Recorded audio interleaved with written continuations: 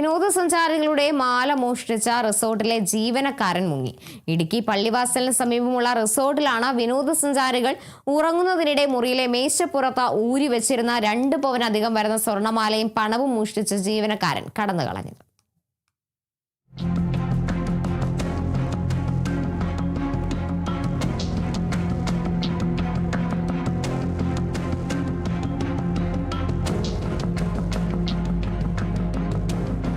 കഴിഞ്ഞ ദിവസമാണ് കേസിനാസ്പദമായ സംഭവം നടക്കുന്നത്. പള്ളിവാസലിലെ റിസോർട്ടിൽ താമസിച്ച ചെന്നൈ സ്വദേശികളായ ദമ്പതികളുടെ മാലയാണ് മോഷണം പോയത്. 2 പവനിലധികം വരുന്ന സ്വർണ്ണമാലയും 13,000 രൂപയുമാണ് മോഷണം പോയത്.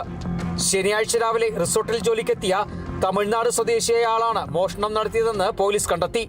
മൂന്നാർ പോലീസ് റിസോർട്ടിലെ CCTV അടക്കം പരിശോധിച്ചു.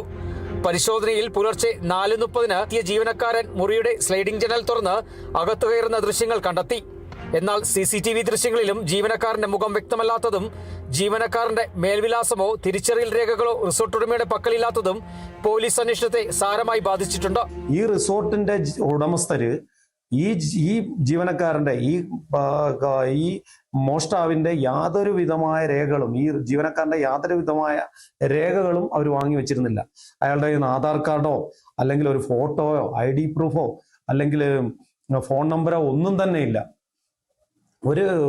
നമുക്ക് മുന്നിലുള്ള ഏക തെളിവെന്ന് പറയുന്ന അയാളുടെ വേഗമായിട്ടുള്ള CCTV വിഷ്വൽസ് മാത്രമാണ്. അത് കേന്ദ്രീകരിച്ചാണ് അന്വേഷണം നടക്കുന്നത്. മറ്റു വിവരങ്ങളൊന്നും തന്നെ ലഭ്യമായിട്ടില്ല.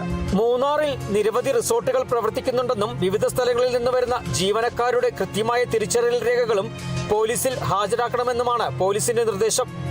ഏതായാലും പ്രതിക്കായുള്ള അന്വേഷണം മൂന്നാർ പോലീസ് ഊർജിതമാക്കിയിട്ടുണ്ട്. Kerala vision news, Idukki.